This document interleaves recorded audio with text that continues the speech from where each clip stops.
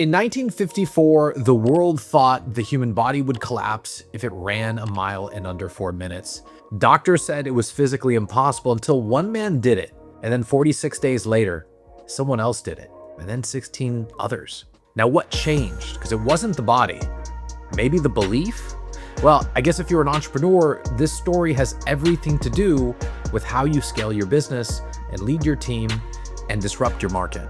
And if you're building a business right now, especially if you're under that $1 million in revenue, your biggest enemy isn't your competition.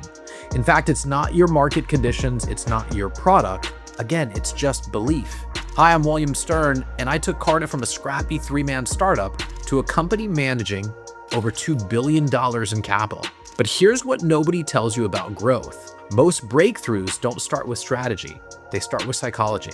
And today, I want to show you how a British medical student in the 1950s, Roger Bannister, can teach you more about scaling your business than most modern MBA programs. Because once you understand what he unlocked, you'll see how to break through every mental limit holding your business back. Okay, let's get into it. The 4-minute wall. Your industry has one too. Back in 1954, every expert believed that the human body could not run a mile in under 4 minutes. It wasn't an opinion. It was actually accepted science. People said your heart would explode, your lungs would collapse. And then this guy comes along, Roger Bannister, and he does it. He didn't have fancy running shoes. He didn't have Nike tech. He was a medical student, and he was just training during lunch breaks. Now here's where it gets wild. Within 46 days, someone else broke the record. And then within 3 years, 16 more runners did it. So I ask you, what changed? It wasn't the weather. It wasn't the nutrition. It certainly wasn't the human anatomy. It was the belief. And if you're in business, your industry has a 4-minute wall too. Now they'll say, you can't scale without funding. They say, well, you need a big team to hit 7 figures. They say, well, nobody charges this much in this niche. Well, those aren't truths. They're belief barriers. And you've got to be the Roger Bannister. Okay, number 2, belief breakers create market shifts. Now here's what most people miss. You see, the moment when Roger Bannister broke that 4-minute mile, he didn't just change his life. He ended up creating a new reality for everyone else. Now in business, that's called leverage.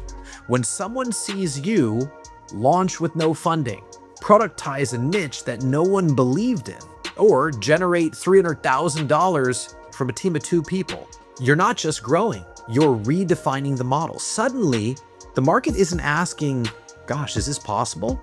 They're asking, well, how'd they do that? This is where the tidal waves start. And the best part, you don't need permission. You just need proof. So be the proof. Number 3, small teams, big impact.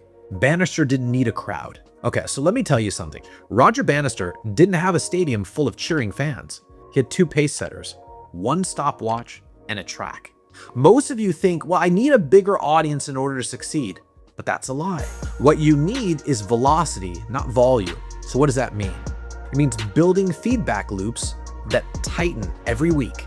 It means shipping MVPs in 7 days, not 7 months. It means selling before you're ready and then over-delivering once paid. You don't need the crowd, the cheering fans. In fact, you probably just need detractors, but you certainly need focus, you need speed, and you need momentum. Number 4, psychology builds the system, not the other way around. Look, most entrepreneurs obsess over tactics, funnels and ads and copy and tools and tech stack. But if Bannister taught us anything, well, it's this. Your internal ceiling sets your external results.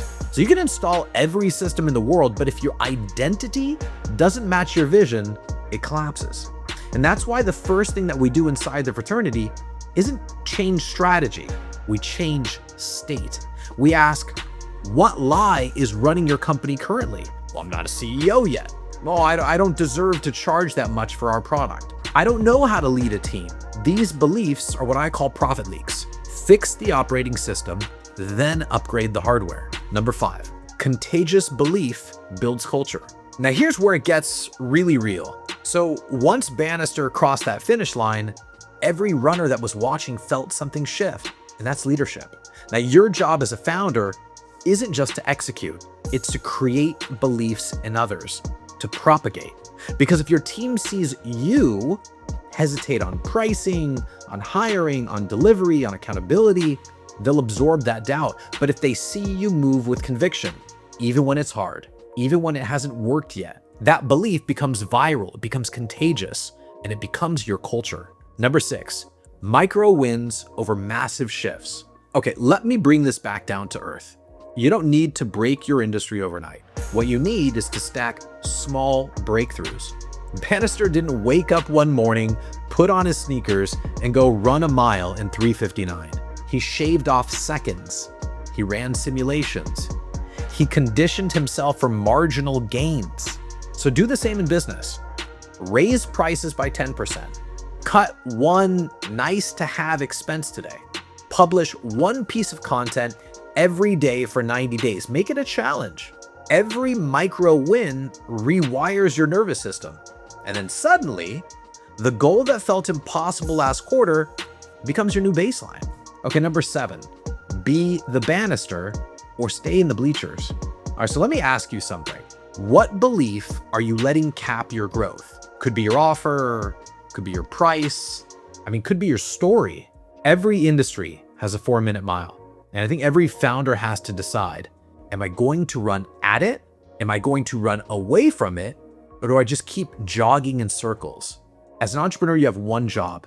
Be the Bannister in your market, break the lie, redefine what's possible, because I promise you, once you do, the others will follow. But you have to be the one willing to go first.